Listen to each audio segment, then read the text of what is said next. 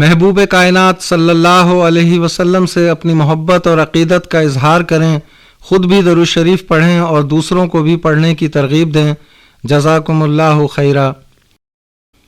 अल्लाहुम्मा सल्लि अला मुहम्मदिन बिअददि कुल्लि दाइन व दवाइन व बारिक वसल्लिम। बिस्मिल्लाहिर्रहमानिर्रहीम। अल्लाहुम्मा लकल हम्दु कमा अंत अहलुहु फसल्लि अला मुहम्मदिन कमा अंत अहलुहु वफ़अल बिना मा अंत अहलुहु व इन्नका अंत अहलुत तक़वा व अहलुल मग़फ़िरह। अल्लाहुम्मा सल्लि अला मुहम्मदिन अब्दिका व रसूलिका व सल्लि अलल मुमिनीना वल मुमिनात वल मुस्लिमीना वल मुस्लिमात। अल्लाहुम्मा सल्लि अला मुहम्मदिन कमा तुहिब्बु व तर्ज़ा लहु। अज़ीज़ान मोहतरम, अस्सलामु अलैकुम व रहमतुल्लाहि व बरकातुहू। सबसे पहले तो उन तमाम मेहरबानों का शुक्रिया जिन्होंने हमारे प्रोग्राम देखे, हमारे चैनल पर नशर होने वाली वीडियोस मुलाहिज़ा की और फिर इस हवाले से अपनी तजावीज़ और मशवरों से नवाज़ा। यकीनन आपकी तजावीज़ और मशवरे हमारे लिए बहुत कीमती हैं और उसकी रोशनी में हम आपकी रहनुमाई करने की पोजीशन में हैं। एक साहब ने हमें लिखा कि एलर्जी का इलाज बताइए। अब ये बिल्कुल अजीब बात मालूम होती है। अगर आप हमारे पहले प्रोग्राम तवज्जो से देख लेते तो यकीनन ये सवाल करने की ज़रूरत पेश नहीं आती। देखिए, जो इससे पहले वीडियोस हमारी इस चैनल पर अपलोड हैं, आप फिर मैं गुजारिश करूँगा कि तवज्जो से देख लीजिए।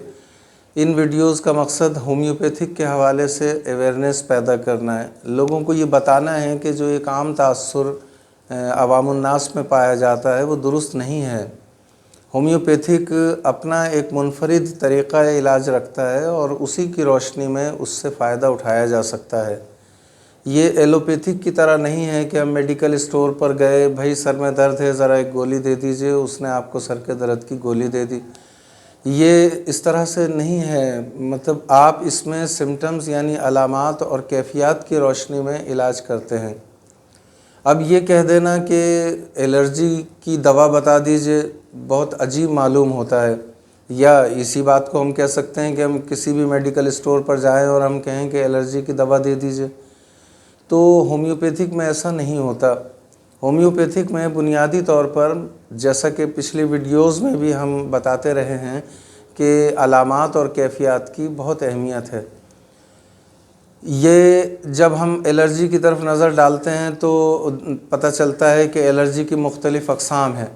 मसलन आप देखें कि एलर्जी डस्ट एलर्जी हो सकती है, फूड एलर्जी हो सकती है और दीगर पहलू हैं, परफ्यूम एलर्जी हो सकती है। तो पहला सवाल तो ये है कि एलर्जी किस किस्म की है, किस नौइयत की है। उसके बाद फिर उसकी कैफियत, जब वो एलर्जी होती है तो किस तरह की कैफियत उस पर तारी होती है, उसे क्या महसूस होता है। मसलन डस्ट एलर्जी है, जैसे ही कहीं मट्टी धूल उड़ती है तो उसे छींकें शुरू हो जाती हैं, नज़ला हो जाता है, ज़ुकाम हो जाता है।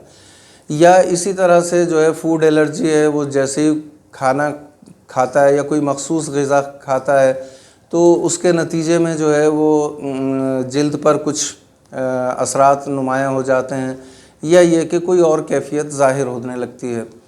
ये जो पहलू हैं ये हमें उस दवा तक पहुंचाते हैं। इसे आप टेस्ट कह लीजिए, इसे आप टेस्ट रिपोर्ट समझकर पेश नज़र रखिए। होम्योपैथिक डॉक्टर्स जो हैं, ये होम्योपैथ आपको ज़्यादा बड़े बड़े महंगे महंगे टेस्ट लिख कर नहीं देते, बल्कि ये आपकी कैफियत और जो कुछ महसूस हो रहा है आपको, उसकी तफसील सुनते हैं। तो यकीनन यही तफसील उनके लिए टेस्ट रिपोर्ट की हैसियत और अहमियत रखती है। तो अब ये बात कि भाई एलर्जी की दवा बता दी जाए, अब इन तमाम कैफियत को आप पेश नज़र रखें तो बहुत सी अद्वियात हैं। मसलन आर्सेनिकम एल्बम है, मसलन थूजा है, एपिस है, एकोनाइट है, मतलब बहुत सारी दवाएं हैं जो एलर्जी में हम इस्तेमाल करते हैं। अब सिर्फ इस सवाल के जवाब में मैं क्या समझूं और क्या आपको रहनुमाई फ़राहम करूं, ये मेरे लिए भी मुश्किल है। तो ज़्यादा बेहतर तो ये है कि आप अपने करीबी होम्योपैथ से रब्ता करें और उस होम्योपैथ के ज़रिए से अपना इलाज कराएं। यकीनन होम्योपैथिक में शाफ़ी इलाज है एलर्जी का اور کسی بھی قسم کی الرجی ہے وہ انشاءاللہ ختم ہو جائے گی۔ لیکن ایک پراپر طریقہ، ایک جو سسٹمیٹیکلی جس طرح سے آپ کو آگے بڑھنا چاہیے وہ طریقہ اختیار کیجئے۔ آپ ایلوپیتھک کی کسوٹی پر رکھ کر ہومیوپیتھک کو پرکھنے کی کوشش نہ کیجئے، بلکہ ہومیوپیتھک کی اپنی ایک الگ حیثیت ہے، اس کا اپنا ایک مکمل نظام ہے، علاج کا اپنا ایک اصول اور ضابطہ ہے، وہ اپنائیے۔ جب آپ اسے اپنائیں گے تو یقیناً شفا یابی سے ہمکنار ہوں گے۔ اللہ تعالی ہمیں یہ باتیں ذہن میں محفوظ کرنے، انہیں سمجھنے اور ان پر عمل کرنے کی ہمت، طاقت اور توفیق عطا فرمائے۔ سلامت، عافیت اور توفیق ہماری رفیق ہو۔ والسلام علیکم ورحمۃ اللہ وبرکاتہ۔